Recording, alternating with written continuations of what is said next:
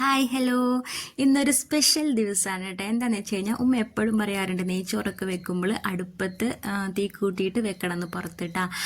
അതല്ലാണ്ട് ഗ്യാസുമ്മ വെക്കാം, പക്ഷെ എന്നാലും അടുപ്പിൽ വെക്കുമ്പോൾ ഒരു പ്രത്യേക ടേസ്റ്റാണെന്ന് ഉമ്മ പറയാറുണ്ട്. അപ്പോൾ ഞാൻ ഇന്ന് എന്തായാലും അടുപ്പിൽ വെക്കാമെന്ന് വിചാരിച്ചു കേട്ടോ.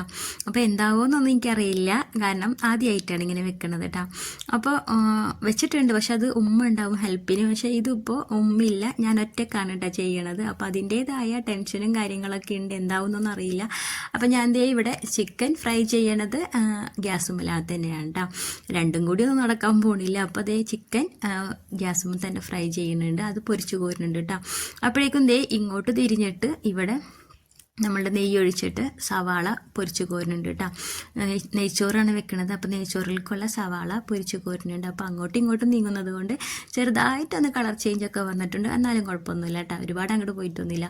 പിന്നെ അതേ ബാക്കി അണ്ടിപ്പരിപ്പും മുന്തിരിയും കുറച്ച് അതിട്ടിട്ട് അതും കൂടി ഫ്രൈ ചെയ്തെടുക്കുന്നുണ്ട്. വീണ്ടും ഇതിലേക്ക് തന്നെ ഒരു സവാളയും കൂടി ഇട്ട് കൊടുത്തിട്ട് ജസ്റ്റ് ഒന്ന് വാട്ടിയെടുക്കുന്നുണ്ട് കേട്ടോ.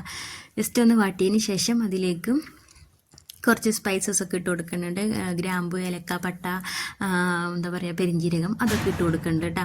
അതൊക്കെ ഇട്ട് കൊടുത്തതിന് ശേഷം അതും ഒന്ന് ജസ്റ്റ് ഒന്ന് വാട്ടിയതിന് ശേഷം അതിലേക്ക് ഞാൻ വെള്ളം ഒഴിച്ചു കൊടുക്കുന്നുണ്ട്. ഇവിടെ ഉമ്മ പറഞ്ഞ അറിവ് തന്നെ ഉണ്ട്, അരിയുടെ ഡബിള് വെള്ളം തന്നെ എടുക്കുന്നുണ്ട്. 3 ഗ്ലാസ് അരിക്ക് 6 ഗ്ലാസ് വെള്ളമാണ് ഉമ്മ ഒഴിക്കാൻ പറഞ്ഞത്. അപ്പോൾ അതുപോലെ തന്നെ ഒഴിച്ചു കൊടുക്കുന്നുണ്ട് കേട്ടോ. ഇനി കുറച്ച് ഉപ്പിട്ട് കൊടുത്തതിന് ശേഷം ഇത് തിളക്കാൻ വേണ്ടിയിട്ട് വെയിറ്റ് ചെയ്യാണ് കേട്ടോ.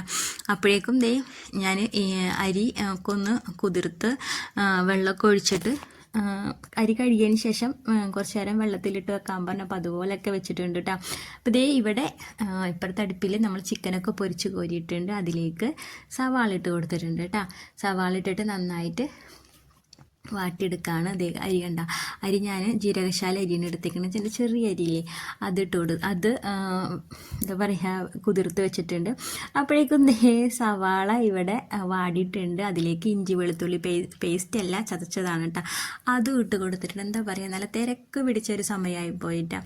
കാരണം അടുപ്പത്തായാലും നല്ല ടെൻഷനും ഉണ്ടായിരുന്നു. ദേ അതിൻ്റെ ഇടയിൽ ടെൻഷൻ അടിച്ചിട്ട് കാര്യമില്ല, ഇവിടെ വെള്ളമൊക്കെ തിളച്ച് വന്നിട്ടുണ്ട്. അപ്പോൾ ദേ അരിയിട്ട് കൊടുക്കുകയാണ്. അരിയിട്ട് കൊടുത്തിട്ട് ഇനിയാണ് മെയിൻ പ്രശ്നം, കാരണം അതിങ്ങനെ നോക്കിക്കൊണ്ടിരിക്കണം. ഗ്യാസ് ആണെങ്കിൽ നമുക്ക് തീ കുറയ്ക്കാം, പക്ഷേ ഇതും തീ കുറേശ്ശെ കിടത്താം, എന്നാലും ഒരു പേടിയാണ് കേട്ടോ.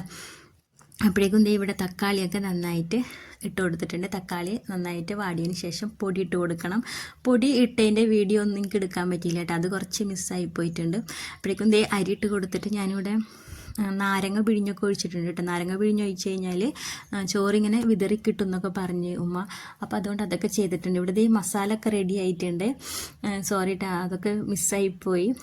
പിന്നെ ചിക്കൻ ഇടാമെന്ന് വിചാരിച്ചപ്പോൾ ചിക്കൻ്റെ എന്താ പറയുക, ചിക്കൻ ഇടാമെന്ന് വിചാരിച്ചപ്പോൾ പാത്രം ചെറുതായിപ്പോയി. അപ്പോൾ ഞാൻ ഈ പാത്രം മാറ്റി കുക്കറിലോട്ട് തന്നെ ഇട്ടിട്ടാ, ഒറ്റ വിസിലൊന്ന് അടുപ്പിച്ചിട്ടുണ്ട് കേട്ടോ. അപ്പോൾ ചിക്കൻ റോസ്റ്റ് ഇവിടെ റെഡി ആയിട്ടുണ്ട്.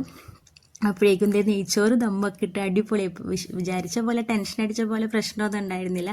സംഭവം സൂപ്പറായിരുന്നു കേട്ടോ, നല്ല മണവും നല്ല രസവും ഉണ്ടായിരുന്നു. എന്തായാലും ഈസിയാണ് കേട്ടോ, ആദ്യത്തെ പ്രാവശ്യം ആയതുകൊണ്ടാണെന്ന് അറിയില്ല ഇത്ര ടെൻഷൻ. എന്തായാലും സംഭവം ഓക്കെ ആയിരുന്നു. അപ്പോൾ ഇത്രയേ ഉള്ളൂ. വീഡിയോ ഇഷ്ടമാവണമെങ്കിൽ എല്ലാവരും ഒന്ന് ലൈക്ക് അടിച്ച് സപ്പോർട്ട് ചെയ്യണേ.